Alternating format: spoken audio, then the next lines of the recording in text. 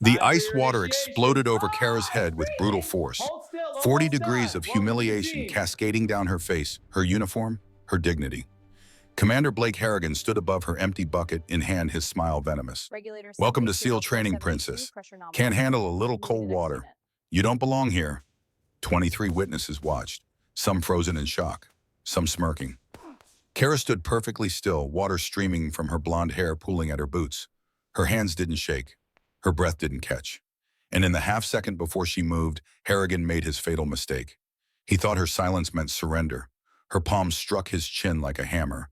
He dropped unconscious before his body hit concrete. One strike, 2 seconds, career over. His, not hers. Before we continue with Kara's story, if you appreciate real stories of courage and respect earned the hard way, please subscribe to our channel and hit that notification bell. Stay with us until the very end. You won't believe how this unfolds. And comment below with your city so I can see how far these stories of quiet warriors are reaching. Now let's go back to where this all began. 3 weeks earlier, Kara had arrived at Naval Special Warfare Command's training facility in Coronado, carrying nothing but a single duffel bag and orders that told her absolutely nothing about why she was there. Petty Officer Thorne reporting as ordered, ma'am. Captain Rebecca Hayes looked up from behind a desk, drowning in paperwork. She was 48, silver-haired, with eyes that had seen enough Navy politics to fill an ocean. At ease, Thorne. Close the door. Kara did. The click of the latch sounded final.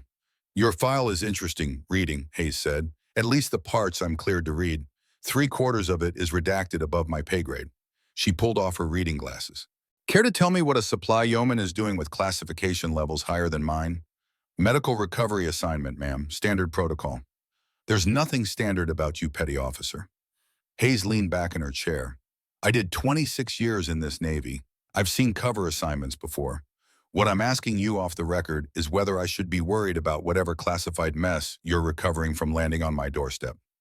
No, ma'am. I just need a quiet posting for 6 months while some paperwork gets sorted. I count inventory. I process supply requests. I stay out of everyone's way. Hayes studied her. Kara Thorne was 26 years old and looked younger.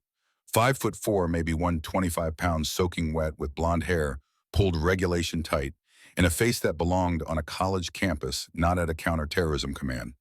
But her eyes. Her eyes had seen things that left marks. Fine, Hayes finally said. But I'm telling you right now, my executive officer, Commander Harrigan, runs the training programs. He's old school, very old school. He's going to have opinions about women in the teams. I'm not in the teams, ma'am. I'm in supply requisitions. Right. Hayes's tone suggested she didn't believe that for a second. Welcome to Coronado, Thorne. Try not to break anything. Commander Blake Harrigan noticed Kara on her second day. She was in the equipment cage conducting inventory on cold water diving gear, her hands moving with mechanical efficiency through dry suits and rebreathers. He'd walked past twice before stopping. You're the new yeoman. Kara turned. Yes, sir. Petty Officer Thorne. He looked her up and down with barely concealed disdain. How old are you? 26, sir. Jesus Christ. He shook his head. They're sending us children now. You even know what half this equipment does. Yes, sir. LARV, Draeger rebreather rated for 60 meters. Closed-circuit oxygen system. This particular unit needs a new CO2 scrubber canister. The seal's compromised. I've already submitted the requisition. Harrigan's jaw tightened. I didn't ask for a technical manual readout. You just make sure the gear's ready when my boys need it. That's your job. Counting and organizing. Think you can handle that? Yes, sir. Good, because I've got BUD/S candidates who'd kill for a cushy posting like this, and they actually deserve it. He turned to leave, then stopped. One more thing. Don't go getting ideas about what you see here. The teams are for warriors, real operators, not administrative clerks playing dress-up. Clear, crystal clear, sir. After he left, Kara stood perfectly still for 10 seconds. Then she went back to checking equipment seals, her face showing nothing, her hands steady as stone.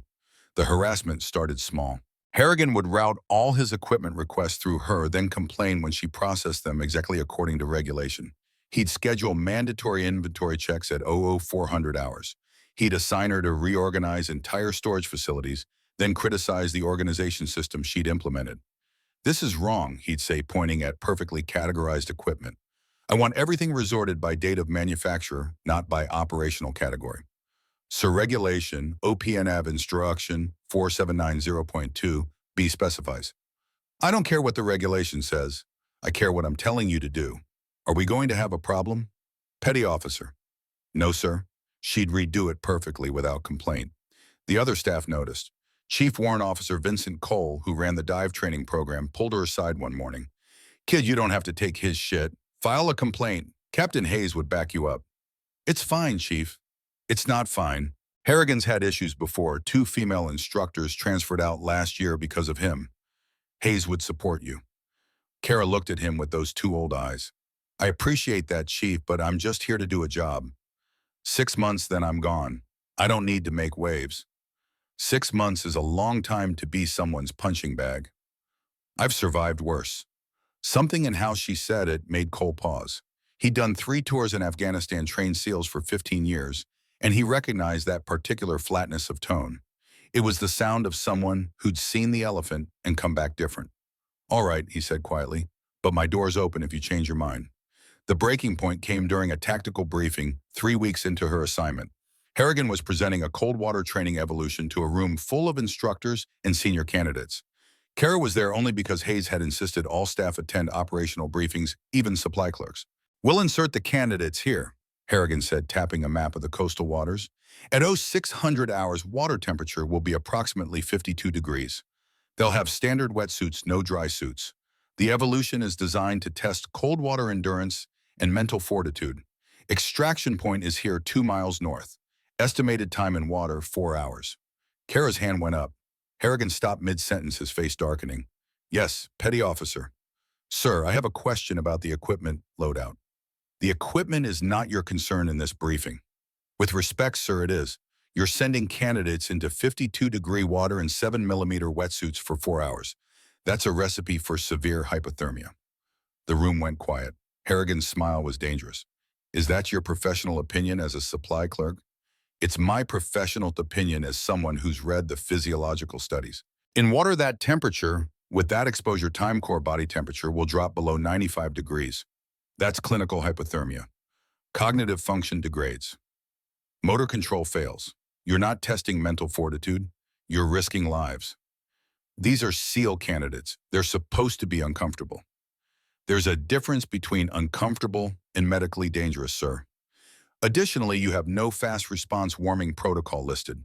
If someone goes into severe hypothermia, extraction time alone could be fatal. Harrigan walked slowly toward where she sat in the back row. Let me explain something to you, sweetheart.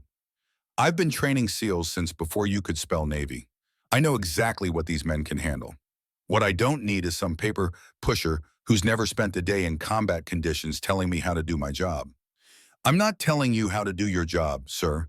I'm telling you the equipment parameters don't match the operational requirements. Now, what you're doing is embarrassing yourself in front of real operators. He gestured at the room. These men have earned the right to have opinions on training. You've earned the right to count boxes. Stay in your lane. Kara stood up. She was a foot shorter than Harrigan, but something in how she carried herself made the size difference irrelevant. My lane, sir, is ensuring this command doesn't lose candidates to preventable medical emergencies because someone confused toughness with stupidity. The room sucked in a collective breath. Harrigan's face went purple. Get out. Sir, I said get out. And since you clearly have too much free time to attend briefings that don't concern you, report to the dive equipment storage facility. I want every single piece of gear re-inventoried, inspected, and cataloged. You have until 2000 hours tonight. That's 12 hours, petty officer. Think you can count that high? Kara's voice was perfectly level. Yes, sir. She walked out. Behind her, she heard Chief Cole start to speak up, and she heard Harrigan cut him off. Anyone else want to question my training protocols? Silence. The dive equipment storage facility was a massive concrete building that smelled of neoprene and salt water. Kara had already inventoried it twice. She knew exactly what was in every bin, on every shelf, in every locker. She started again anyway. 4 hours in her hands moving through equipment with machine-like precision, she heard the door open. She didn't look up. Working hard, I see. It was Harrigan, and he wasn't alone. She could hear at least 6 other sets of footsteps. She straightened and turned. Harrigan stood flanked by Lieutenant James Brennan and Chief Petty Officer Daniel Grayson, along with 4 BUD S candidates who looked uncertain about why they were there. Harrigan was carrying a large gray bucket. "You know what the problem is with your generation?" he said conversationally, walking toward her. "You all think you deserve respect just for showing up. You think putting on a uniform makes you a warrior." "I never said that, sir." "No, but you implied it. Standing up in my briefing, questioning my decisions, making me look bad in front of my men." He stopped 10 feet away. "Out here, respect is earned. It's paid for in sweat, in blood, and suffering. You understand that concept?" "I do, sir." "Really, because I don't think you do. I think you've spent your entire Navy career in air-conditioned offices filing paperwork playing at being a sailor. I think you have no concept of what real operators endure." Kara said nothing, but her eyes tracked the bucket. "C and BUD/S, we have a tradition," Harrigan continued. "When someone gets too big for their britches, when they forget their place, we remind them what cold really feels like. We call it surf torture. Hours in the ocean, hypothermia setting, and finding out what you're really made of." He lifted the bucket. "But since you're not a candidate, I thought I'd bring the ocean to you." "Sir, I don't think," Grayson started. "Did I ask you to think, Chief?" "No, sir." "Then stand there and watch. Everyone here is going to learn an important lesson about respect." Kara's voice cut through. "Commander, this is assault. You understand that?" "Assault?" Harrigan laughed. "This is training, petty officer. This is me teaching you what SEAL culture really means. If you can't handle a little cold water, you definitely don't belong anywhere near this command." He stepped closer. The bucket sloshed. Kara could see ice floating in the water. One of the candidates, a kid with an Arizona accent named Ryan Foster, spoke up. "Sir, maybe we should—" "Shut your mouth, candidate. You don't have opinions yet. You haven't earned them." Harrigan raised the bucket. "Last chance, Thorne. Apologize for questioning me in that briefing. Admit you don't know what the hell you're talking about and we'll forget this whole thing." Kara looked at him, really looked at him, and in that moment she made a calculation. She could back down, apologize, spend 6 more months being invisible, or she could do what every fiber of her training had taught her, never let a threat go unanswered. "No, sir," she said quietly. Harrigan's smile turned cruel. "Wrong answer." He upended the bucket. The shock was instantaneous and total. 40-degree salt water mixed with ice crashed over her head, drenching her in a heartbeat. It soaked through her uniform, plastered her hair to her skull, streamed down her face in rivulets that felt like liquid nitrogen. The cold was a physical violation, a stunning assault that reached bone deep. For exactly 3 seconds, she stood perfectly still. Water dripped from her chin. Her uniform clung to her frame. Ice chunks slid off her shoulders and hit the concrete floor with small wet sounds. The witnesses stood frozen, some shocked, some uncomfortable, Harrigan triumphant. Then Kara moved. It happened faster than thought. Her left hand came up, fingers splayed, and touched the back of Harrigan's neck. Not grabbing, just steadying. The way you might place a hand on a melon before cutting it. Her right hand palm open drove forward in a short, perfectly controlled arc. The palm heel strike caught Harrigan square on the point of his chin. The angle was surgical. The force was calculated. The result was inevitable. Harrigan's head snapped back. His eyes rolled up, showing white. His knees buckled. And all 210 pounds of him dropped like a building in controlled demolition. He hit the concrete floor with a sound that made everyone wince. A heavy final thud. He was unconscious before his shoulder blades touched ground. Absolute silence. Kara stood over him, water still dripping from her hair, her hand still extended in the follow-through position. Then she slowly lowered her arm, flexed her fingers once, and looked at the 6 stunned men staring at her. Grayson found his voice first. "Holy shit!" Brennan was already moving, dropping to one knee beside Harrigan, checking his pulse. "He's out cold. Jaw is definitely broken. Jesus Christ, Thorne. What the hell did you just do?" Kara's voice was perfectly calm. "He assaulted me. I defended myself." "Defended yourself? You knocked out a superior officer. After he committed battery against me in front of 6 witnesses. Self-defense is clearly protected under UTD-MJ Article 916. Foster, his face pale, stammered. "She's right. He dumped water on her first. We all saw it." "Shut up," Brennan snapped. Then to Kara, "You're under arrest. You understand that you just ended your career." "Possibly," Kara said. "But he'll think twice before he humiliates someone again." She looked down at Harrigan's unconscious form. "Chief, I recommend you get Commander Harrigan to medical. That's a mandibular fracture, probably hairline. He'll need imaging and possible surgical stabilization. and someone should check for concussion protocol. Grayson stared at her. How do you know? Because I know how to throw a palm strike and I know exactly what happens when you do it correctly. Kara turned and walked toward the door. I'll be in my quarters if anyone needs me. You can tell Captain Hayes I'll cooperate fully with whatever investigation she wants to run. Where do you think you're going? Brennan shouted. Kara stopped at the door and looked back. At Harrigan's unconscious form. At the spreading pool of ice water. At the men who'd stood there and let it happen. To change into a dry uniform, she said. Unless that's against regulations, too. She walked out into the California sunshine, leaving 6 men and 1 unconscious officer behind her. And for the first time in 3 weeks, something like a smile touched the corner of her mouth. It lasted exactly 2 seconds.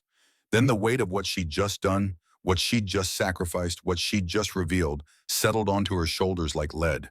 She'd blown her cover for a moment of pride, and she had absolutely no idea what came next.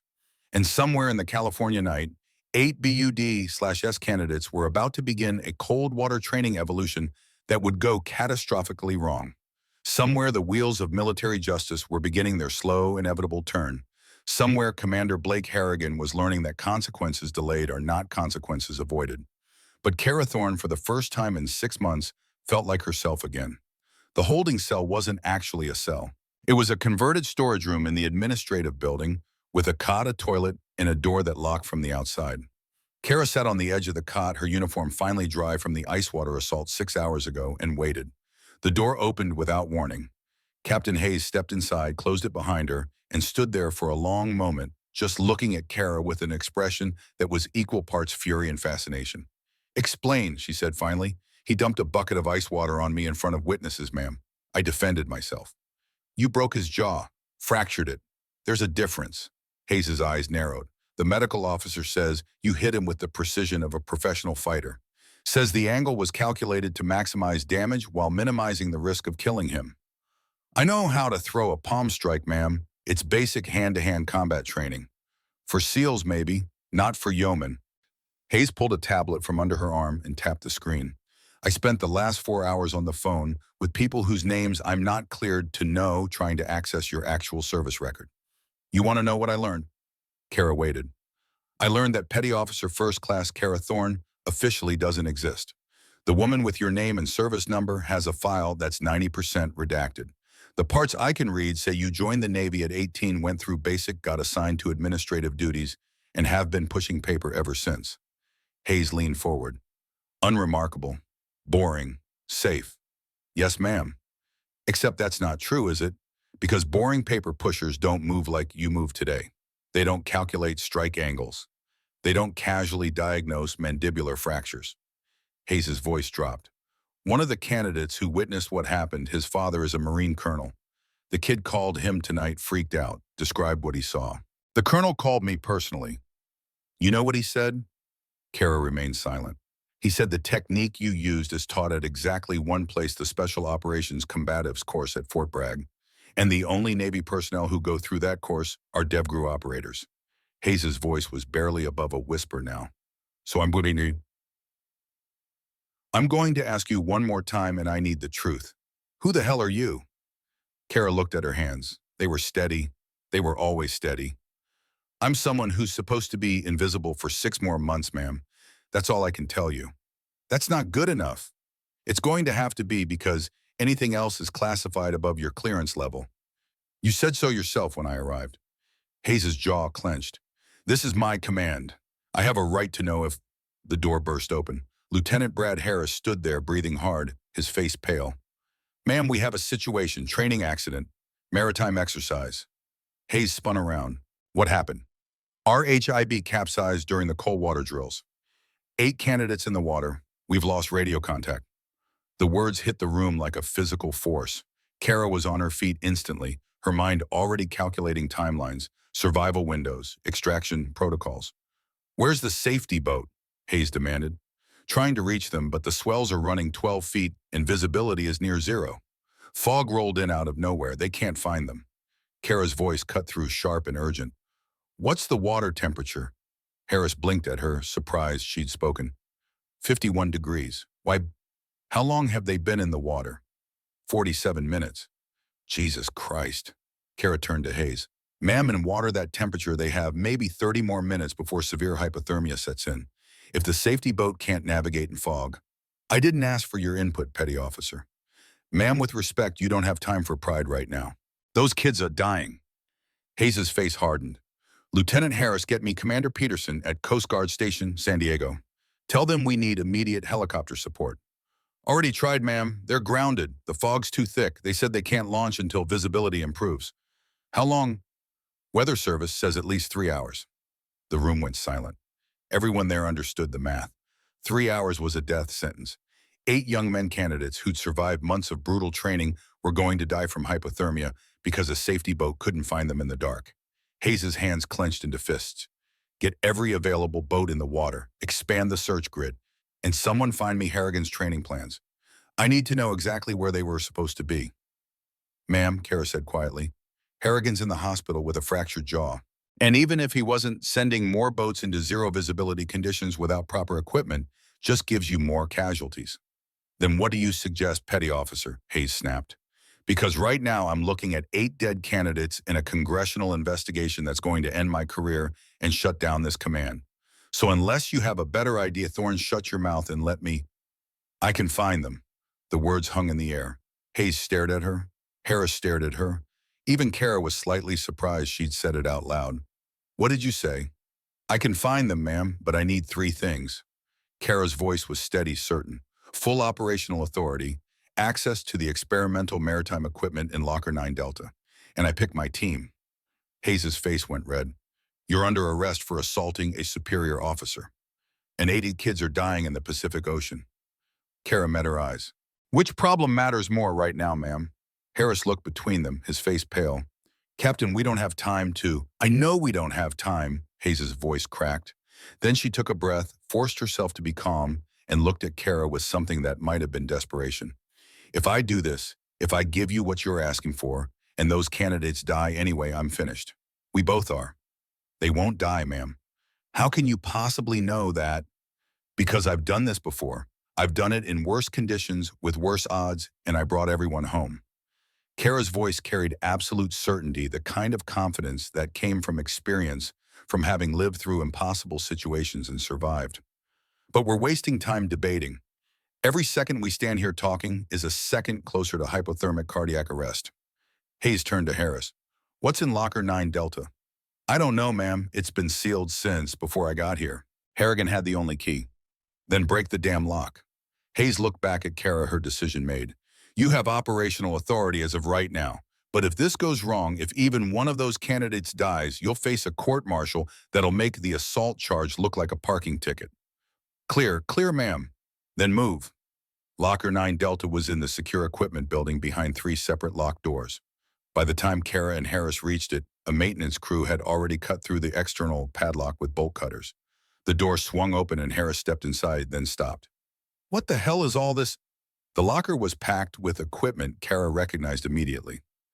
Some of it she'd used operationally. Some of it she'd helped test in development. All of it was cutting-edge maritime rescue technology that shouldn't have been at a training command.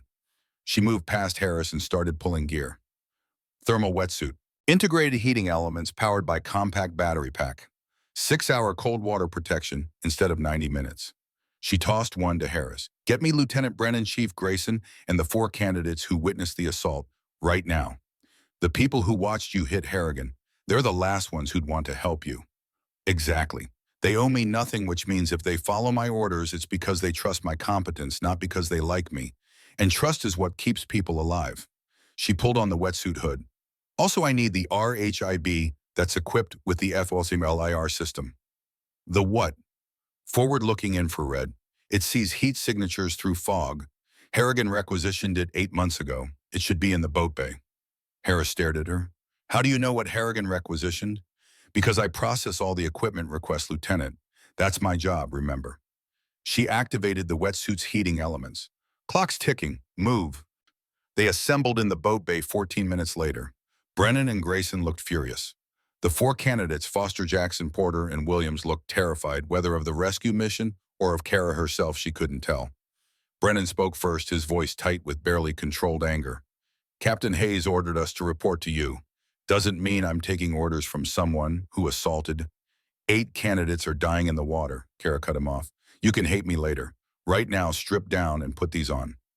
She tossed each of them a thermal wetsuit from the stack she'd brought. They're not standard issue. They'll keep you alive in 50-degree water for 6 hours instead of 90 minutes. Put them on or stay here. I don't care which. But decide in the next 30 seconds because that's all the time we have. Foster, the young candidate with the Arizona accent, started stripping immediately. I'm going. Those are my classmates out there. The other 3 candidates followed his lead. Brennan and Grayson exchanged a look, then reluctantly started changing. While you're doing that, Kara continued, her voice carrying the authority of someone who'd commanded operations in combat zones.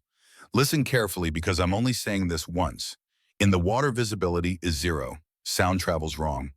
Your sense of direction will fail. The only thing keeping you alive is following orders exactly as I give them.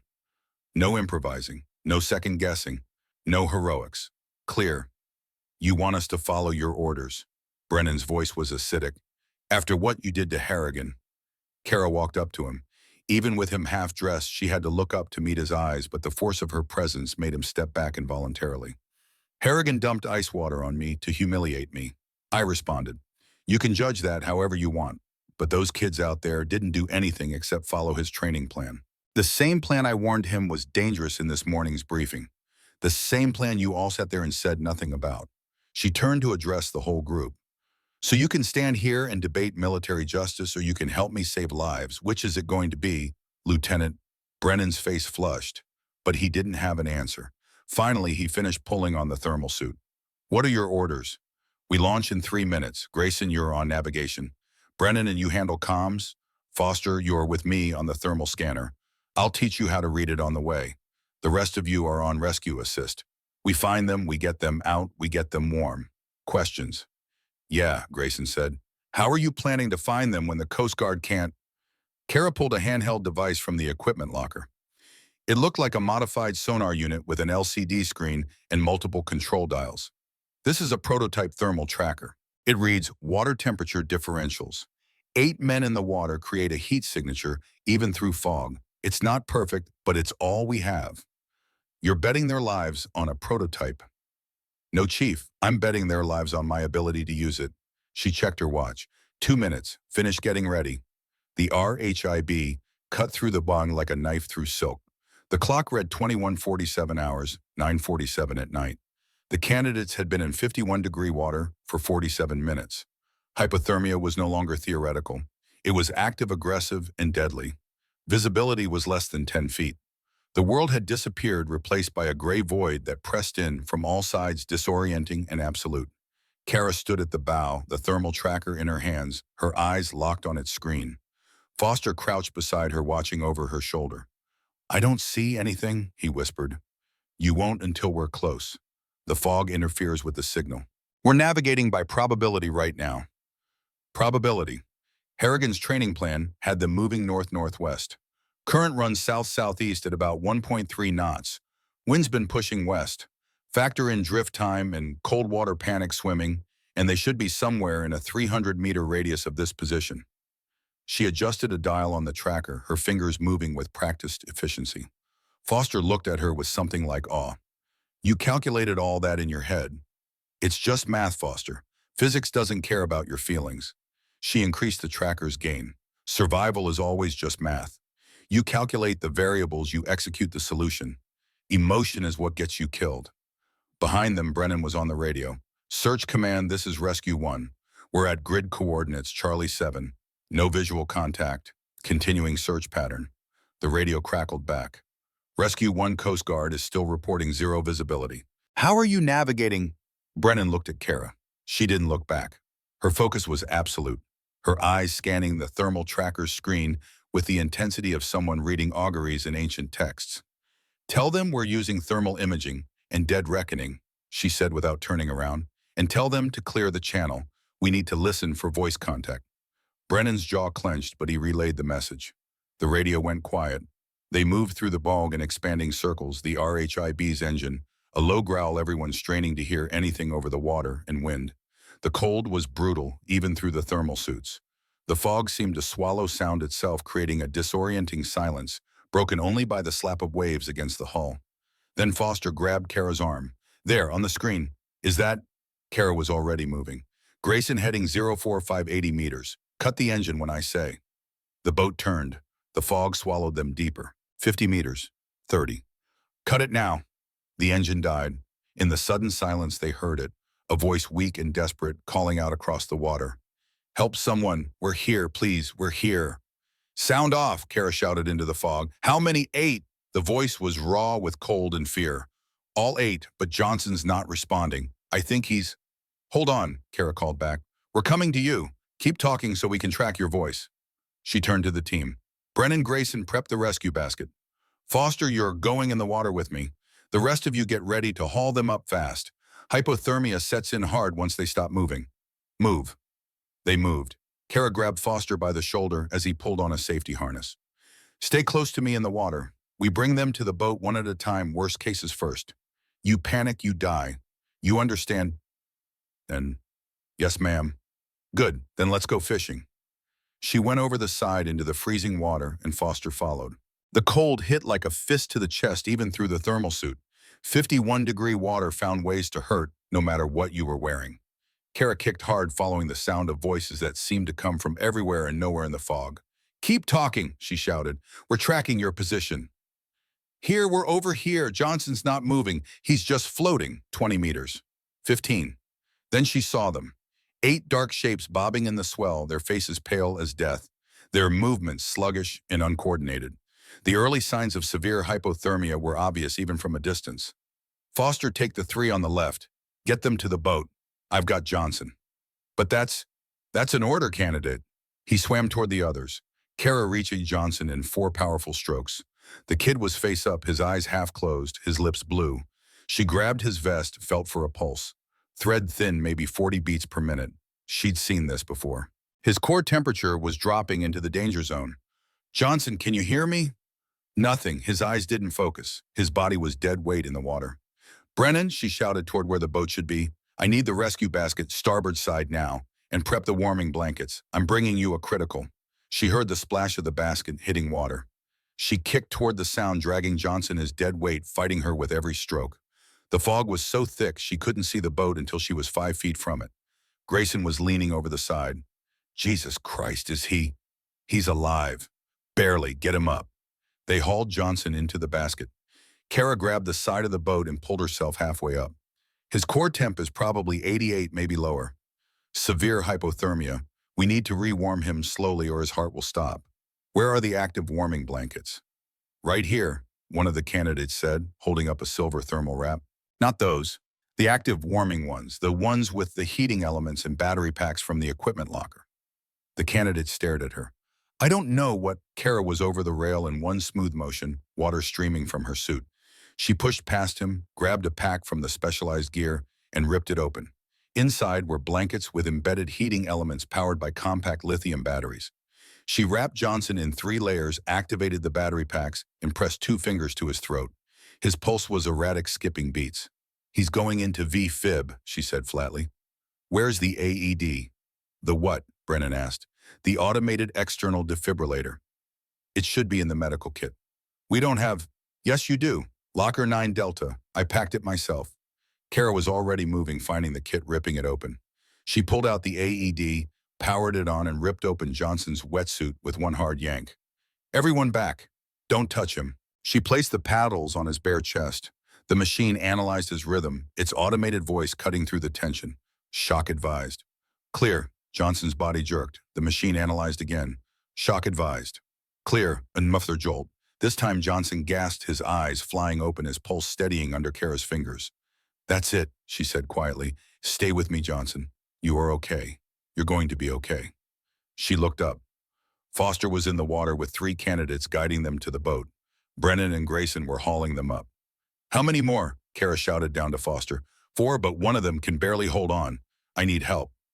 Kara didn't hesitate. She went back over the side. The second candidate she reached was named Porter. His teeth were chattering so hard she thought they'd shatter. Can't feel my legs, he managed to say through numb lips. That's okay, I've got you. Just hold on to me. She grabbed his vest and started swimming back. Porter tried to help, but his kicks were weak, uncoordinated. Halfway to the boat, he started to panic. I can't do this. I'm going to drown. No, you're not. Kara's voice cut through his panic like a blade. Look at me, Porter. Look at my eyes. He did. They were calm, steady, absolutely certain. You're not going to drown because I won't let you. You understand, I've pulled people out of worse water than this. You're just cargo right now. Relax and let me work. Something in her voice and the absolute conviction of her words cut through his fear. He stopped fighting. She got him to the boat. Foster was right behind her with another candidate. They worked in rhythm now, Kara and Foster in the water, Brennan and Grayson on the boat, hauling bodies up and getting them wrapped and warm. 6 candidates recovered.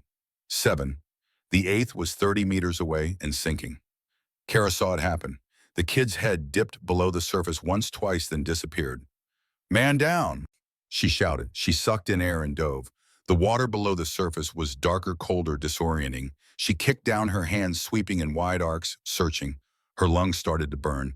5 seconds, 10, 15. Her fingers brushed fabric. She grabbed, pulled, kicked for the surface with everything she had. They broke through together. The candidate, his name tag said Calloway, was unconscious, water streaming from his mouth. Foster was there instantly, helping her get him to the boat. Grayson and Brennan pulled Calloway up. Kara was right behind him, her lungs heaving. Calloway wasn't breathing. No pulse. On his back, Kara commanded. She tilted his head, checked his airway, and started chest compressions. 30 hard, fast pumps. Her hands locked her full weight, driving down. She bent down, sealed her mouth over his, and gave 2 rescued breaths. Nothing. 30 more compressions. 2 more breaths. Calloway's chest heaved. Water spewed from his mouth. He coughed, gasped, and started breathing raggedly. Kara sat back on her heels, her own breathing ragged for the first time since the mission started. Get him wrapped. Keep his airway clear. Brennan was staring at her with something that looked like shock. Where the hell did you learn to do that? Every sailor learns CPR, Lieutenant. It's not complicated. That wasn't just CPR. That was combat trauma medicine. That was... He stopped. His eyes dropped to Kara's forearm. Her wetsuit sleeve had rolled up during the compressions. Her tattoo was visible. It was intricate, unmistakable. A trident, but not the regular Navy SEAL trident. This one had modifications. A skull integrated into the eagle's head.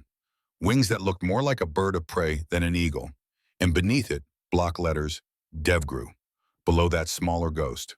Brennan's face went white. Oh my God. Grayson saw it too. That can't be a...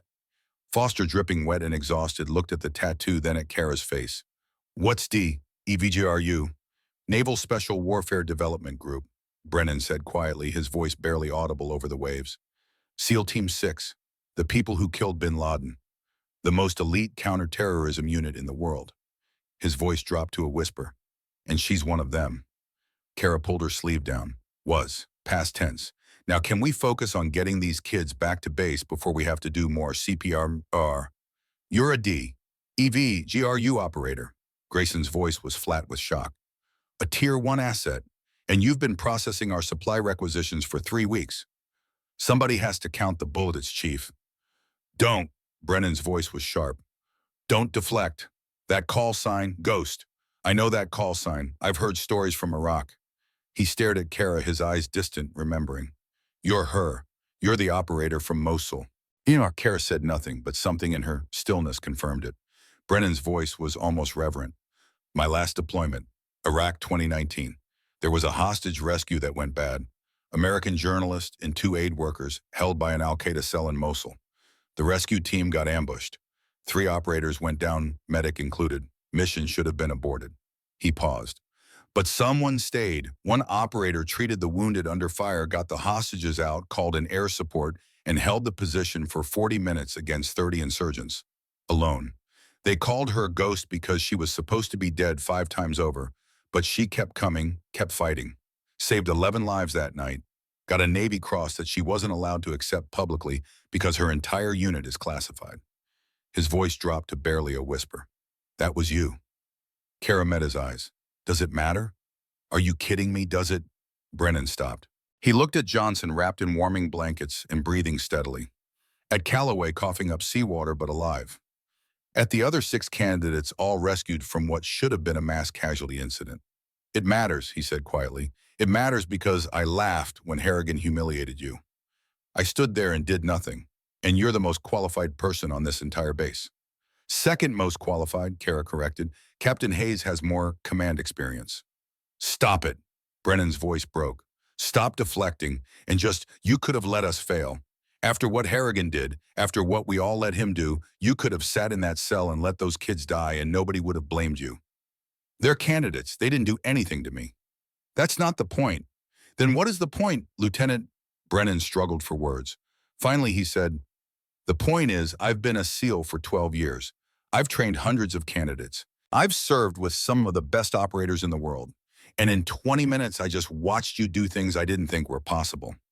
Not the physical stuff, though, that was impressive enough, but the way you made decisions under pressure, the way you calculated angles and currents in your head, the way you knew exactly what Johnson needed before his heart stopped. He shook his head. Harrigan called you weak. He said you didn't belong here, and you're probably the strongest person on this entire base. Silence fell over the boat. The fog pressed in around them. The rescued candidates lay wrapped in thermal blankets, their lives saved by someone they'd all dismissed as just a supply clerk. Foster spoke up, his voice young and uncertain. Ma'am, can I ask you something? Kara looked at him. What? Why'd you let him do it? Why didn't you just tell him who you were? One word about DEV, GRU, and Harrigan would have backed down. He would have left you alone. Because being invisible was my mission, Foster. I was ordered to maintain a low profile. That meant enduring the harassment without revealing my background. She checked Johnson's pulse again. Stronger now. Steadier. Mission parameters changed when candidates' lives were at risk. Priorities shifted.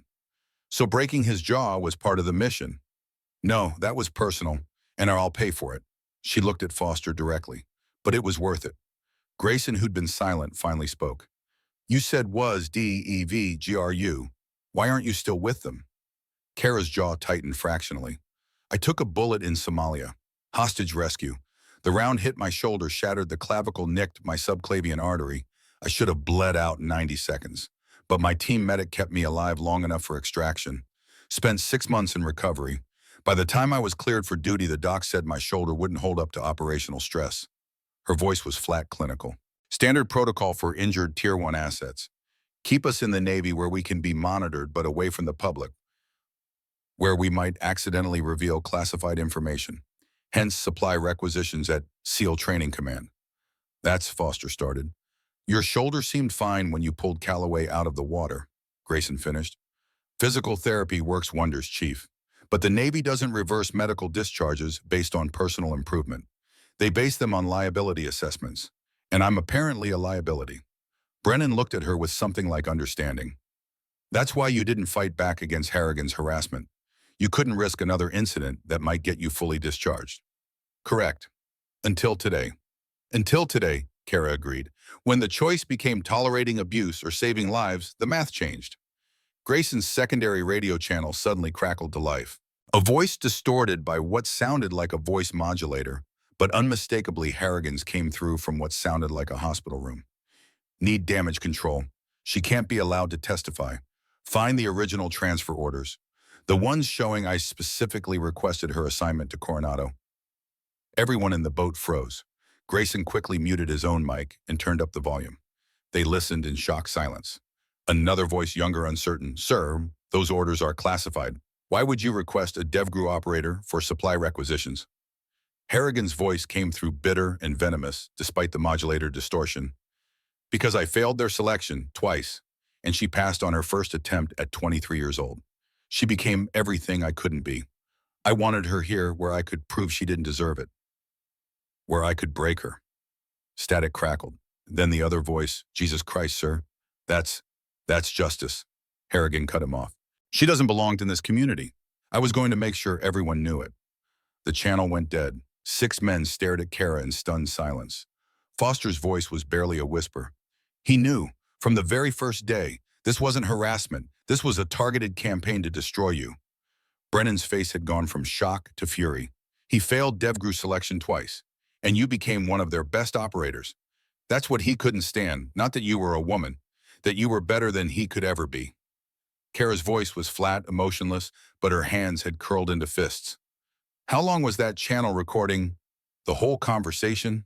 Grayson said, checking his equipment. Every word. This proves premeditation. This proves he knew exactly who you were and targeted you anyway.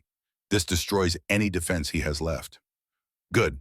Kara turned back toward the bow, her profile silhouetted against the fog. Make sure Admiral Hendricks gets a copy, every word. Brennan looked at her, at the rigid set of her shoulders, the controlled fury in her stillness. You knew, didn't you? You suspected he was threatened by you. I suspected. Men like Harrigan don't harass people randomly. They target threats. She checked Johnson's pulse again, steady now, warming. But I couldn't prove it. Now we can. The radio crackled. Rescue 1, this is Search Command. What is your status? Grayson grabbed the mic. Search Command, we have all 8 candidates recovered. One critical one, Sirius 6 stable, requesting immediate medical support on arrival. There was a pause. Then Captain Hayes' voice came through tight with barely controlled emotion. Copy that, Rescue 1. Medical team standing by. Good work. Another pause. All of you. Kara picked up the mic. Search Command, this is Thorne. Estimated time to dock is 12 minutes. Have trauma team ready with active rewarming stations and IV saline.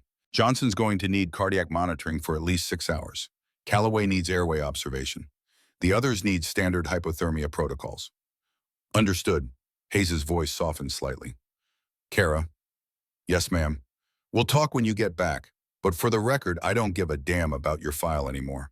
I only care about what I just witnessed. The radio went dead. Brennan looked at Kara. You realize what this means, right? You just blew your cover in front of 6 candidates, 2 instructors and half the command staff.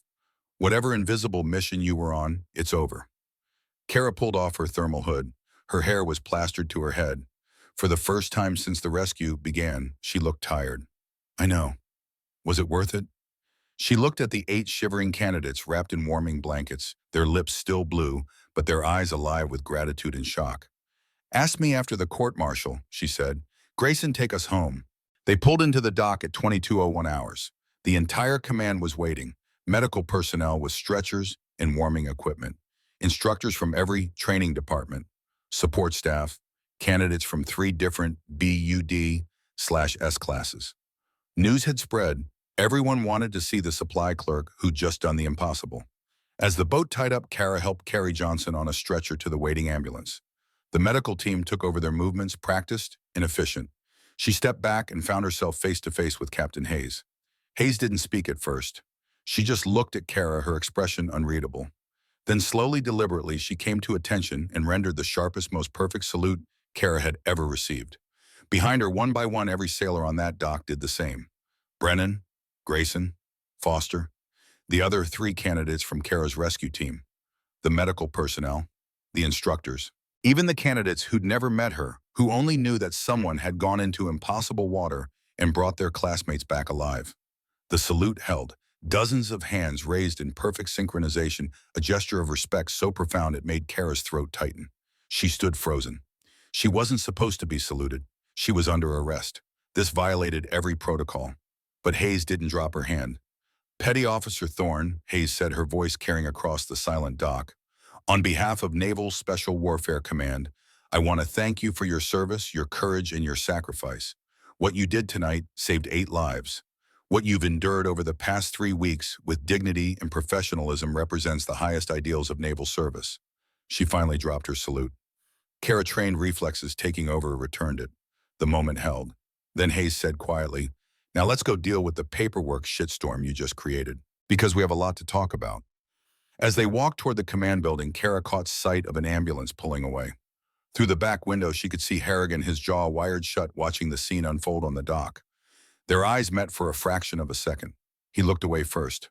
Hayes' office was cramped and utilitarian, dominated by a metal desk covered in reports and a window overlooking the training grounds, where the dawn was just beginning to break. Kara stood at attention, still wearing her damp thermal suit, water pooling at her boots. Hayes closed the door and didn't sit down. You know what's happening right now, Hayes said, her voice tight. I've got the Naval Special Warfare Commander on hold, the JAG office, demanding explanations and a formal assault complaint from Commander Harrigan that I'm legally obligated to investigate. And somehow in the middle of all that, you just became the most talked about sailor in Coronado. I understand, ma'am. Do you? Because I'm not sure you understand the storm that's about to land on both our heads. Hayes paced to the window. The moment those candidates start talking, and they will talk, your identity becomes public knowledge. DEV GRU operators are supposed to be ghosts. That's the whole point. And you just performed a rescue mission in front of half my command staff. I had no choice, ma'am. The mission parameters. I know what the mission of parameters were. I'm the one who gave you operational authority. Hayes turned back. What I need to know is what happens next, because I've got 8 saved lives on one hand and a violated security protocol on the other.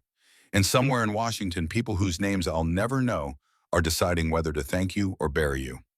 The phone on Hayes' desk rang. She looked at it, then at Kara. That's probably them now. She picked up. Captain Hayes. Her face went carefully neutral. Yes, sir. She's right here. She held out the phone, sharing, It's for you, Vice Admiral Hendricks, Naval Special Warfare Commander. Kara took the phone. Petty Officer Thorne. The voice on the other end was gravelly authoritative, carrying the weight of 4 decades in naval special warfare. I've been reading the preliminary reports from tonight's incident. Is it true you performed a cold water rescue of 8 hypothermic candidates using experimental equipment and achieved a 0 casualty outcome? Yes, sir. And is it also true that you're currently facing assault charges for striking a superior officer? Yes, sir. There was a pause. Tell me what happened with Commander Harrigan. Your version. Kara relayed the events. The 3 weeks of harassment. The tactical briefing where she'd warned him about the cold water plan. The bucket of ice water. The witnesses. The palm strike. She kept her voice clinical, factual, devoid of emotion. When she finished, Hendricks was silent for a long moment. 6 witnesses confirm your account, including 2 instructors who are now claiming they should have intervened but didn't. Harrigan's filing a complaint anyway. Says you used excessive force. Sir, I used the minimum force necessary to neutralize an ongoing assault. The strike was controlled and precise. If I'd wanted to use excessive force, Commander Harrigan would be intubated right now, not complaining about his jaw. Hendricks made a sound that might have been a laugh. You've got steel in you, Thorne. I'll give you that. His tone shifted, became more serious. Here's the situation. Your cover is blown. 6 candidates, 2 instructors, medical staff, and half of Hayes' command now know you're DevGru. The OPSEC failure alone should end your career. You understand that? Yes, sir. But here's the problem with ending your career. Those 8 candidates you pulled out of the water, one of them is Senator Patterson's nephew. Another is the son of a Marine 3-star general. The rest have families who are about to hear that their son survived because a supply clerk turned out to be one of the most elite operators in naval special warfare. He paused. How do I court-martial the woman who just saved a senator's nephew from drowning? Kara said nothing. There was no safe answer to that question. I'll tell you how, Hendricks continued. I don't. The optics are impossible. But I can't ignore the assault charge either. So here's what's going to happen. You're going to give me a full incident report. Captain Hayes is going to conduct an investigation, and we're going to let the facts speak for themselves. If the investigation shows Harrigan committed assault first, your response becomes legally justified self-defense. Case closed. And if it doesn't, sir, then you'll face a court-martial and I'll lose the best maritime rescue operator I've seen in 20 years. But I don't think that's how this plays out. Hendricks' voice softened slightly. Off the record, Thorne Harrigan's had complaints before. 3 separate incidents of gender-based harassment. None of them stuck because the women involved transferred out rather than fight it. But this time he picked on someone who hits back. And I'm not inclined to protect officers who humiliate their subordinates for sport. What about my assignment? Sir, my cover is compromised. Your cover was temporary anyway. Medical discharge from active combat operations doesn't mean we stick you in a supply closet to rot. That was just placement while we figured out what to do with you. He paused. How's your shoulder, honestly? Functional, sir. Some limitation and extreme extension, but operational within normal parameters. Could you pass a full DevGru physical? The question hung in the air. Kara's heart rate kicked up for the first time all night. I don't know, sir. Then let's find out. You're being transferred effective immediately to Naval Special Warfare Development Center. You're going to undergo a complete medical evaluation by doctors who actually specialize in combat injuries, not paper pushers who check boxes. If they clear you, and I mean actually clear you for combat operations, we'll talk about reinstatement. If they don't, we'll find you a position that uses your skills properly. Training, curriculum development, maritime rescue protocol. Something better than counting inventory. Kara's throat tightened. She'd spent 6 months believing her career was over, that the bullet in Somalia had ended everything she'd worked for. Sir, don't thank me yet. You've still got the Harrigan situation to resolve. And depending on how that investigation goes, none of this might matter. But Captain Hayes is running point on that, and she strikes me as someone who doesn't tolerate bullies. He paused. Put her back on. Kara handed the phone to Hayes. Sir. Hayes listened for 2 minutes, her expression unreadable. Understood, sir. I'll have the preliminary report on your desk by 0800. She hung up and looked at Kara. Sit down, petty officer. Kara sat. Hayes remained standing, leaning against her desk. Admiral Hendricks is giving you a lifeline, but that lifeline depends on my investigation showing what I think it's going to show, that Harrigan committed assault, and you responded appropriately. Hayes crossed her arms. So I'm going to ask you something, and I need complete honesty. Did you hit him harder than necessary? Kara met her eyes. No, ma'am. I struck him exactly as hard as required to incapacitate him without causing permanent damage. A controlled palm heel strike to the mental protuberance angled to maximize cranial rotation while minimizing cervical spine risk. He'll recover fully in 6 to 8 weeks. You calculated all that in the half-second before you hit him. No, ma'am. I calculated it years ago during combatives training. Tonight I just executed. Hayes studied her. You know what scares me about you, Thorne? Not your skills, not your combat record. The fact that you can turn violence into mathematics and execute it without hesitation. Would you prefer I'd done nothing while he assaulted me, ma'am? No, I'd prefer we lived in a Navy where you didn't have to make that choice. Hayes pushed off the desk.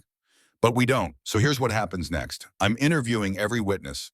I'm pulling Harrigan's personnel file, and I'm going to document every single complaint that's been filed against him over the past 5 years. Then I'm going to write a report that makes it very clear who the actual problem is in this command. There was a knock on the door. Hayes called out, "Enter." Chief Cole stepped in, followed by Brennan and Grayson. All three looked like they'd been through a war, their faces drawn with exhaustion, and something that looked like shame. Cole spoke first. Ma'am, we need to talk about Commander Harrigan. Hayes crossed her arms. I'm listening. Brennan stepped forward. Captain, I was there when he dumped the water on Thorne. I witnessed the whole thing, and I need to state for the record that it was unprovoked assault. He orchestrated it deliberately, brought witnesses, made it a show. He wanted to humiliate her publicly. Grayson nodded. I tried to stop him, ma'am. He ordered me to stand down, said we were all going to learn a lesson about respect. And did you, Hayes asked, learn a lesson about respect? Yes, ma'am, Brennan said quietly. I learned that respect has nothing to do with rank or gender or how loud you talk. I learned it has everything to do with competence and courage. And I learned that I've been complicit in a culture of harassment by staying silent. He looked at Kara. Petty Officer Thorne saved 8 lives tonight using skills I didn't know she had. Skills I should have known she had if I bothered to look past Harrigan's narrative. That's on me. Hayes' expression softened slightly. What you just said, all three of you, are you willing to testify to that under oath? Yes, ma'am, they said in unison. Good, because I'm convening a formal Article 32 hearing tomorrow morning at 0800. Harrigan's being investigated for assault, harassment, and conduct unbecoming. And you three are going to tell the investigating officer exactly what you just told me. Cole cleared his throat. Ma'am, there's something else. I pulled Harrigan's training records going back 3 years. He held up a tablet. The cold water evolution that went wrong tonight. It was the same plan he ran 18 months ago. That time, 2 candidates were hospitalized with severe hypothermia. The incident was logged but never investigated because the candidates recovered. Hayes' face went pale. What? Petty Officer Thorne tried to warn him this morning in the tactical briefing that the plan was dangerous. He ignored him. 8 kids almost died because of his pride. Cole's voice was tight with anger. And 2 kids were hospitalized 18 months ago for the exact same reason. Hayes walked to her window and stared out at the darkened training grounds. When she spoke, her voice was tight with controlled rage. How long has this been going on? How many candidates has he broken? How many instructors has he driven out? How many sailors has he abused while I sat in this office processing paperwork and assuming everything was fine? Ma'am, you can't blame yourself for... Brennan started. Yes, I can. This is my command, my responsibility.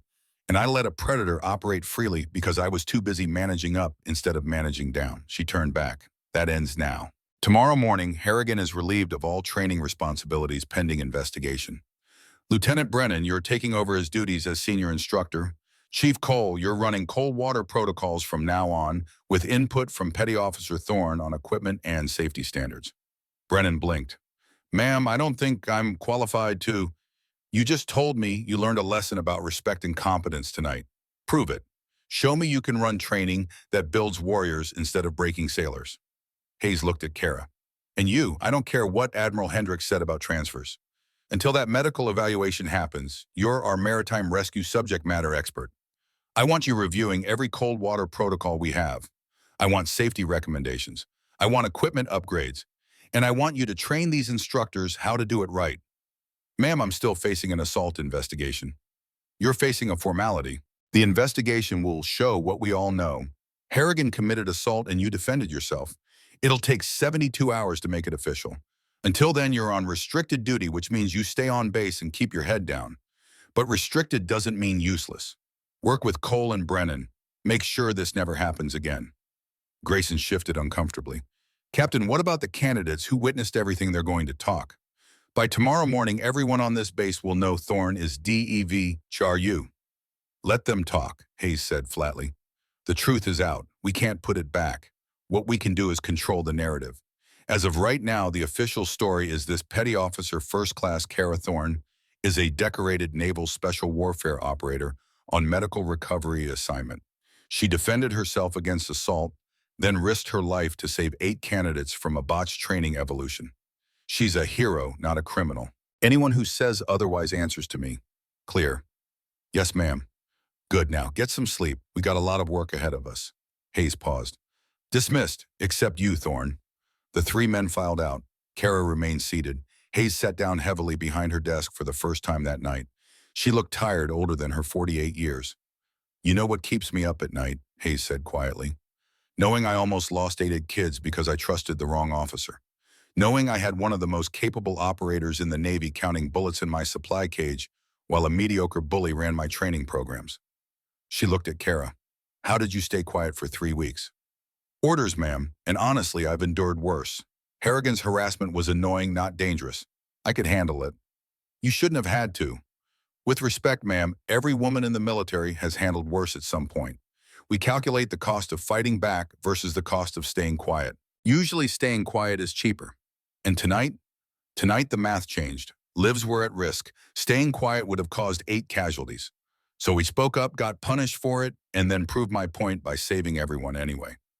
Kara's voice was matter of fact. It's not personal. It's just how the system works. Hayes shook her head. That's the most depressing thing I've heard all day. And I spent 2 hours on the phone with JAG lawyers. She pulled out a legal pad and started writing. I'm documenting everything. Every detail of Harrigan's harassment. Every failure in our training protocols. Every systemic issue that let this happen. And I'm sending it up the chain with a recommendation for a complete cultural review of Naval Special Warfare Training commands. Kara watched her write. Ma'am, can I ask you something? What? Why are you doing this? You could sweep it under the rug, write Harrigan's assault off as an accident, transfer me out quietly. Protect your command's reputation. Hayes stopped writing and looked up. Because I'm 48 years old and I've spent 26 years in a Navy that told me I couldn't do half the things I ended up doing anyway. I've been harassed, dismissed, underestimated, and passed over for promotion because of my gender more times than I can count. And I survived by keeping my head down and outworking everyone around me just like you did. She leaned back. But you know what I learned? Surviving isn't enough. If we just survive and stay quiet, nothing changes. The Harrigans of the world keep abusing people. The systemic problems keep crushing talented sailors. And women like you end up counting inventory instead of training the next generation. She stood up and walked around the desk. So I'm not sweeping this under the rug, I'm blowing it wide open. Because 8 candidates lived tonight because you refused to stay in the box Harrigan tried to put you in.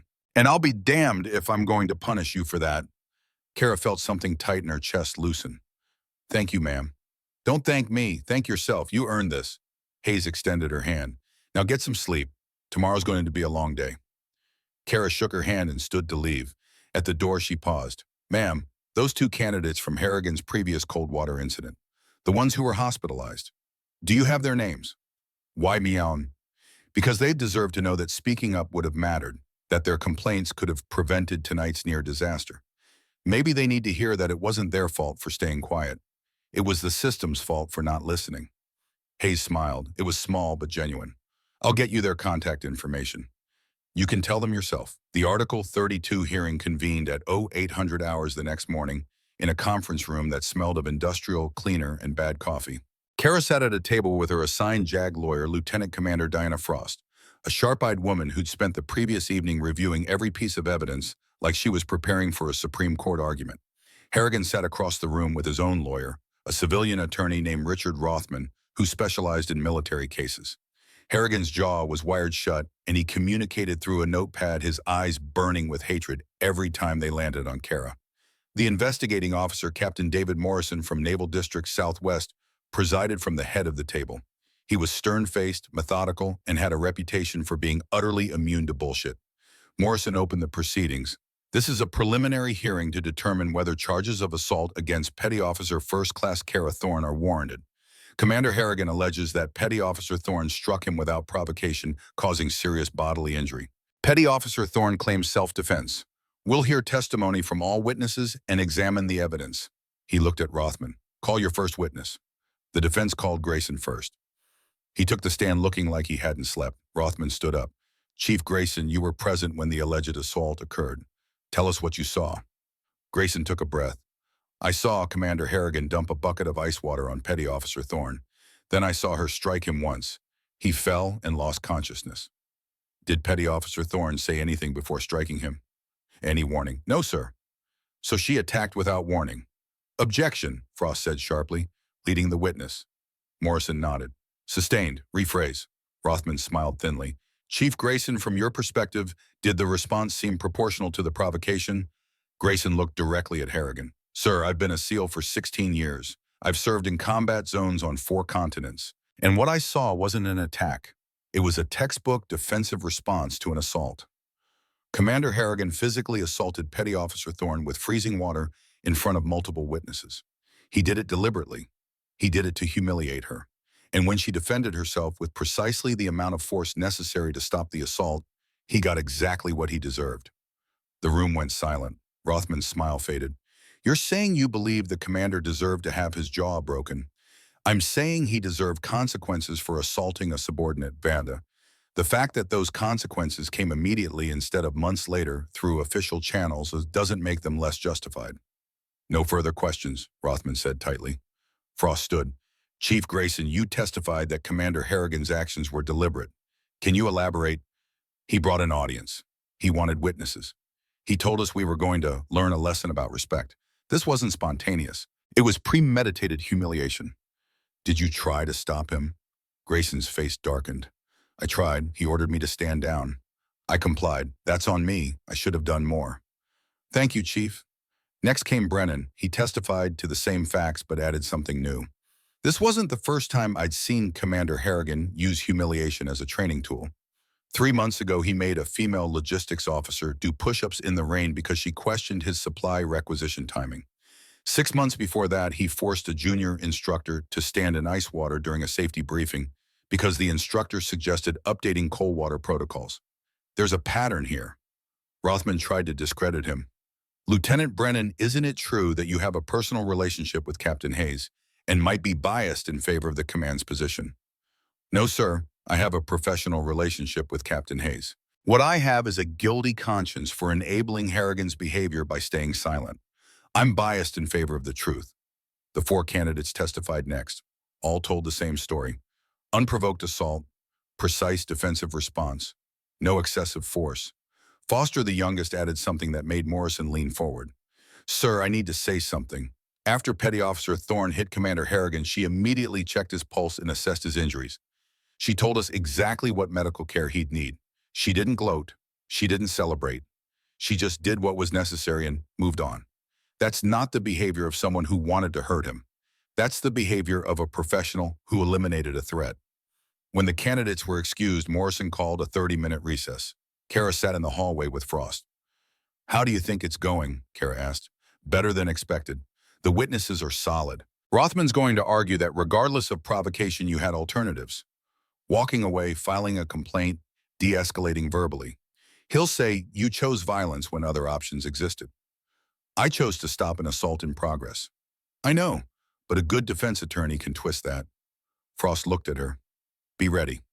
When they reconvened, Rothman called his only witness a psychiatrist who testified about the effects of traumatic brain injuries and the permanent damage caused by strikes to the jaw. Frost cross-examined. Doctor, is it your professional opinion that Petty Officer Thorne intended to cause permanent damage? I can't speak to her intent, but you can speak to the precision of the strike, can't you? The medical reports show a hairline fracture, not a shattered mandible. A concussion, not a traumatic brain injury. If Petty Officer Thorne, a trained Special Operations Combatives expert, had wanted to cause permanent damage, wouldn't she have struck harder, struck differently, struck multiple times? The psychiatrist hesitated. Possibly. In fact, isn't it true that the strike showed remarkable restraint for someone with her training? I suppose that's one interpretation. Thank you, Doctor. Then Frost called her own witnesses. She started with Hayes, who testified about Harrigan's personnel file. 3 harassment complaints over 5 years. 2 female instructors transferred out in 2023. Multiple counseling sessions that resulted in no behavior change. Then came the bombshell. Captain Hayes, in your professional opinion, did Petty Officer Thorne have reason to fear escalation from Commander Harrigan? Absolutely. His pattern of behavior showed progressive escalation. Verbal harassment became public humiliation. Public humiliation became physical assault.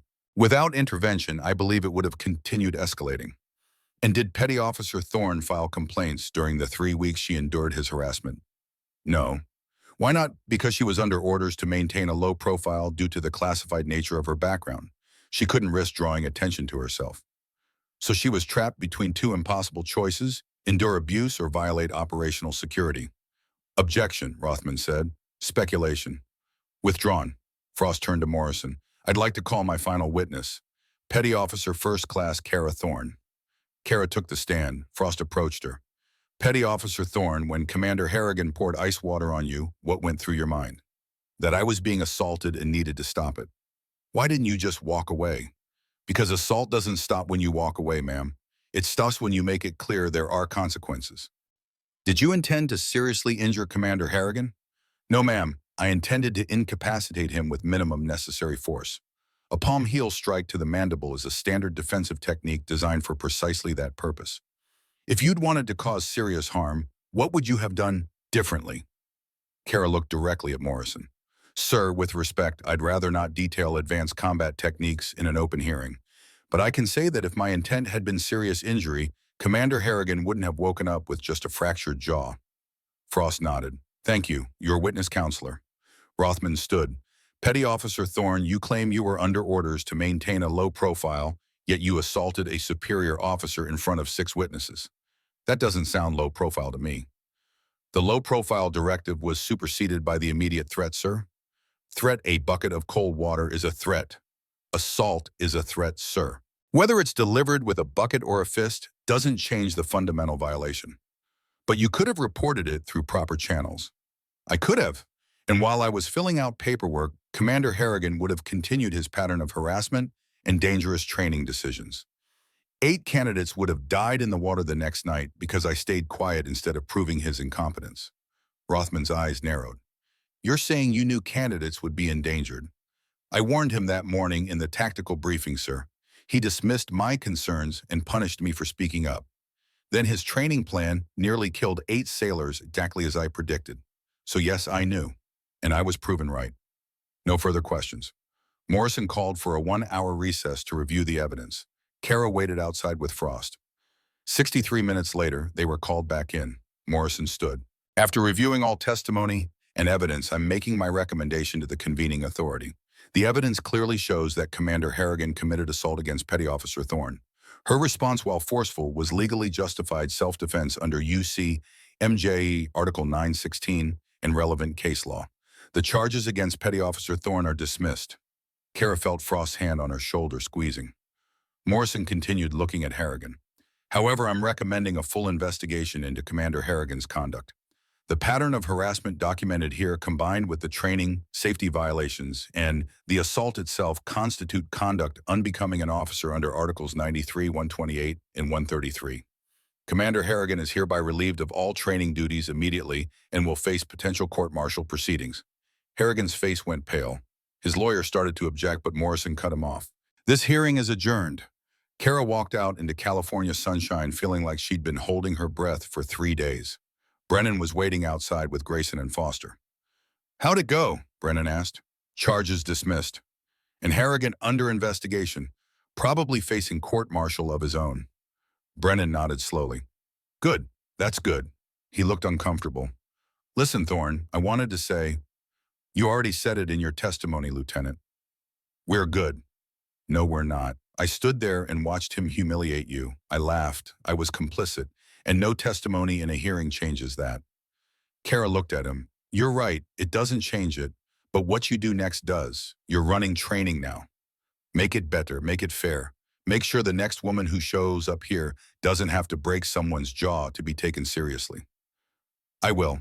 I promise." "Good." She looked at all three of them. "Now gear up.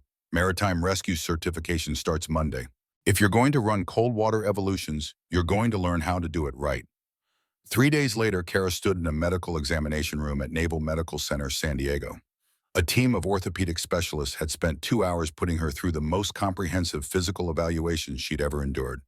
Range of motion tests, strength assessments, stress positions, combat simulations.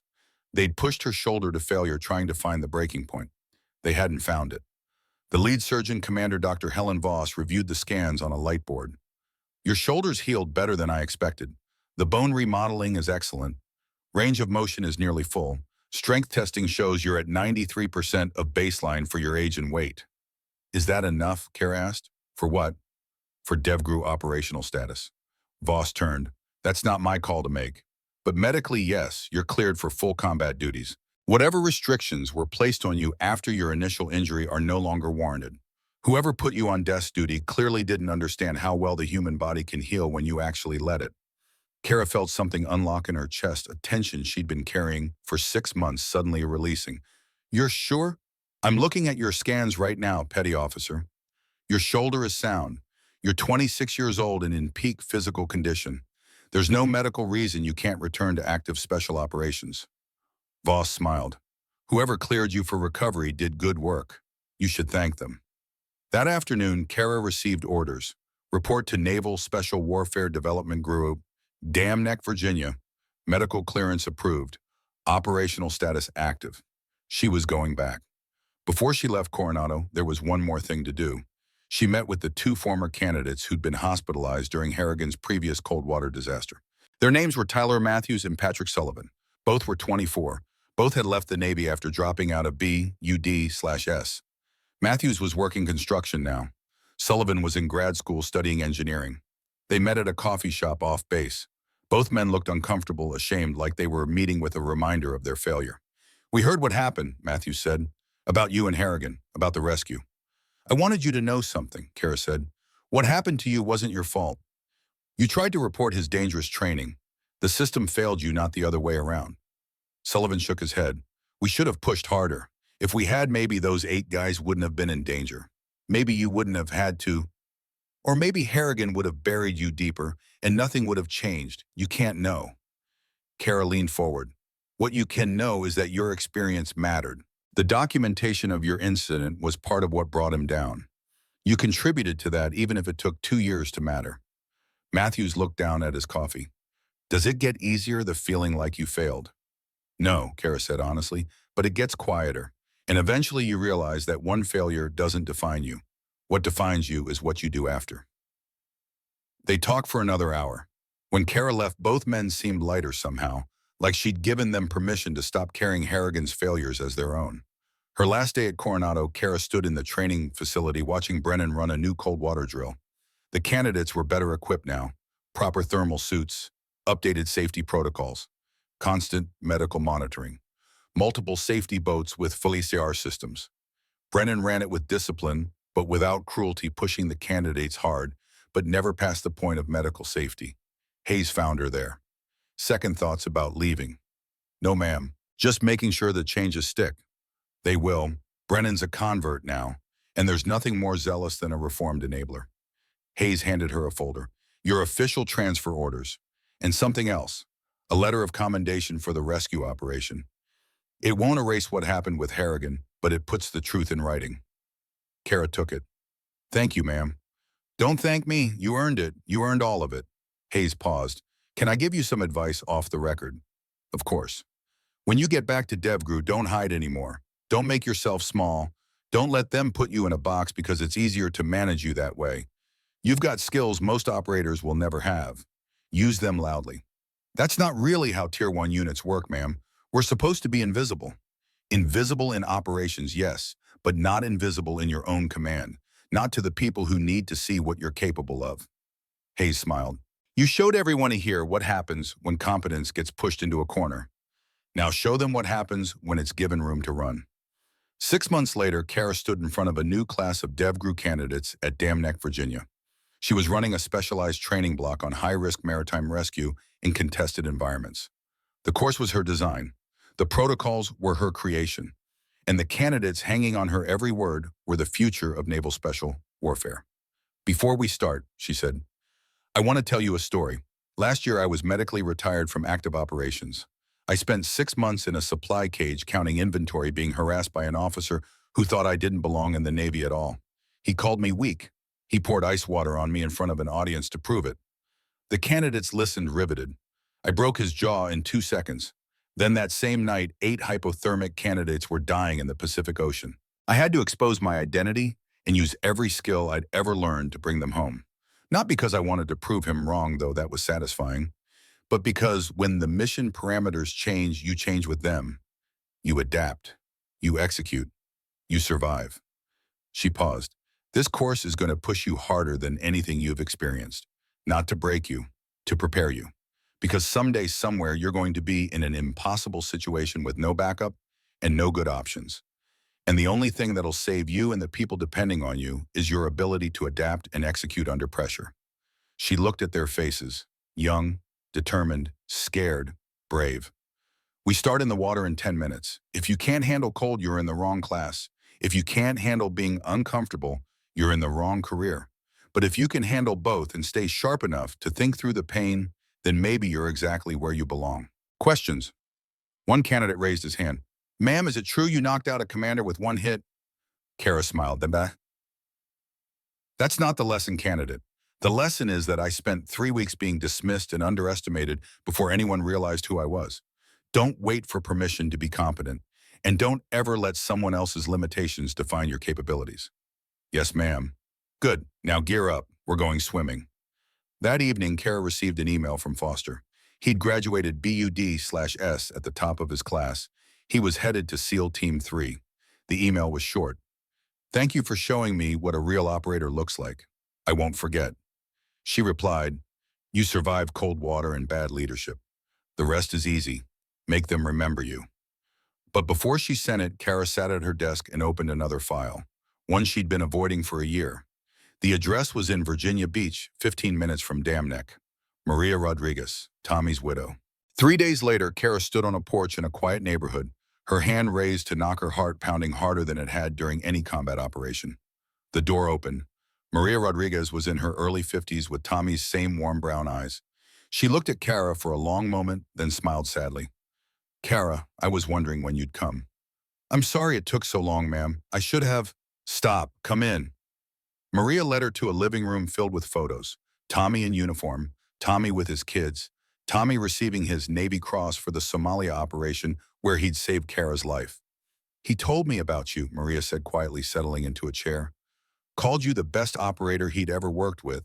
Said you had instincts he'd never seen in 20 years of special operations. She reached for a worn envelope on the side table. This is for you. He wrote it 2 weeks before he died. Kara's hands shook as she opened it. Tommy's handwriting still strong despite the illness eating him from inside Kara. If you're reading this, I'm gone. Don't feel guilty about Somalia. The cancer wasn't your fault, and you don't owe me anything for keeping you alive that night. You would have done the same for me, but I have one request. Don't let them waste you. Don't let bureaucrats or doctors or anyone else tell you what you're capable of. I saved your life in Mosul because I knew you'd save 100 more. Make sure I was right, and when you're ready, teach. Pass it on. The skills die with us unless we give them away. You're too good to keep to yourself. Tommy Kara's vision blurred. She couldn't speak. He knew, Maria said gently. Even then, lying in that hospital bed, he knew you'd end up training the next generation. He told me Kara's not done saving lives. She's just getting started. I didn't know he was sick, Kara managed. I would have. He didn't want you to know. Didn't want anyone making decisions based on sympathy. Maria reached out and squeezed Kara's hand. But he'd be so proud of what you're doing now. Every sailor you train, every life they save with what you teach them, that's Tommy's legacy continuing through you. Before she left, Maria pressed something into Kara's palm, a small metal trident pin worn smooth from years of handling. He carried this through 3 deployments. First, Gulf War Somalia. I want you to have it. Pass it to someone who reminds you of him someday. Kara closed her fingers around it, the metal warm from Maria's hand. I will, I promise. Weeks turned to months. Kara's shoulder held up through every stress test DevGru could devise. Her evaluations were flawless. She ran rescue operations in the Arctic, the Mediterranean, the South China Sea. She trained hundreds of operators in the techniques that had saved 8 lives in Coronado. She rewrote protocols that would go on to save hundreds more. And late at night, when she lay in her rack after 16-hour days of training and operations, she thought about Commander Harrigan, about his fractured jaw and shattered career, about the pattern of abuse that had finally caught up with him. She'd heard through the network that he'd been court-martialed 6 months after her hearing, dishonorably discharged, stripped of rank and pension. Last anyone knew, he was working security at a shopping mall in Ohio, wearing a different uniform, living a different life, carrying the weight of his own failures. She didn't feel sorry for him, but she didn't feel triumphant either. She just felt like the scales had balanced, like consequences had finally found their proper target, like the universe had corrected itself one small measure at a time. 2 years after the incident at Coronado, Captain Rebecca Hayes was promoted to Rear Admiral and put in charge of all Naval Special Warfare Training Commands. Her first official action was implementing a zero-tolerance harassment policy with mandatory reporting and independent investigation protocols. Dropout rates fell, injury rates fell, the quality of graduating operators went up. The culture changed slowly and perfectly, but it changed. Lieutenant Brennan became the senior training officer at Coronado. He ran the toughest, fairest BUD/S classes in the program's history. His candidates learned that excellence didn't require cruelty, that discipline didn't mean abuse, that the strongest leaders were the ones who built people up instead of breaking them down. And at the center of that change was a story that got told and retold in barracks, in briefing rooms, and training facilities across the Navy. The story of a supply clerk who turned out to be one of the deadliest operators in naval special warfare, who endured 3 weeks of harassment with quiet dignity, who defended herself with one perfect strike, who then saved 8 lives in conditions that should have killed everyone involved. The story became legend. The legend became a lesson. And the lesson was simple: respect isn't given because of rank or gender or how loud you talk. It's earned through competence, courage, and the quiet refusal to accept anyone's limitations but your own. The strongest warriors aren't always the ones who shout the loudest. Sometimes they're the ones you never see coming. The ones who do the work while others take credit. The ones who save lives while others count glory. Kara Thorne never asked to be a symbol. She just wanted to do her job, to honor Tommy's sacrifice, to make sure his death meant something beyond an obituary in a flag-draped coffin. But sometimes doing your job with excellence in the face of opposition becomes revolutionary all by itself. Sometimes one person refusing to accept abuse becomes the crack in a dam that's been holding back change for decades. And sometimes in the cold, dark waters where others see only death, the right person with the right skills can pull everyone back to shore and prove that strength has nothing to do with arrogance and everything to do with the will to act when action matters most. 5 years after that night in Coronado, Kara stood in front of a memorial wall at Dam Neck. New names had been added. Operators lost in training and operations in the eternal cost of maintaining readiness. She found Tommy Rodriguez's name, ran her fingers over the engraved letters, and pulled the worn trident pin from her pocket. She'd carried it for 3 years, waiting for the right moment, the right person. That afternoon, she pinned it on the uniform of a young female candidate who just graduated top of her class in maritime rescue. The woman had Tommy's same instincts, the same natural feel for reading water and weather, the same quiet competence that spoke louder than any boast. This belonged to the man who trained me, Kara said. He carried it through 3 wars. Now it's yours. Pass it on when you find someone worthy, Wow. The candidate's eyes went wide. Ectomento. Ma'am, I can't. You can, you will.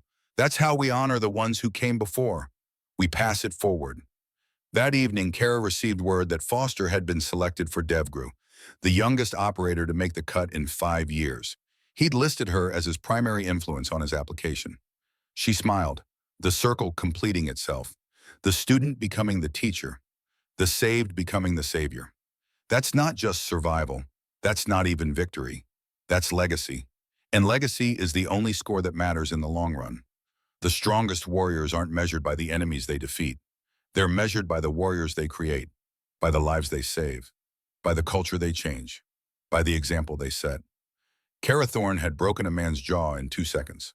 But what she'd built in the years that followed, a generation of operators who knew that competence matters more than credentials, that courage means standing up even when it costs you, that real strength is quiet and certain and doesn't need to announce itself, that was worth so much more than any moment of violence. Commander Blake Harrigan had tried to prove she didn't belong. He'd failed spectacularly, not because she struck back once, but because she kept building long after he stopped mattering.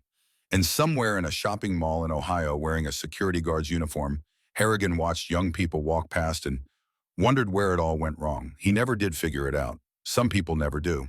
But the ones who matter, the ones who change the world, one small act of courage at a time, they don't need him to understand.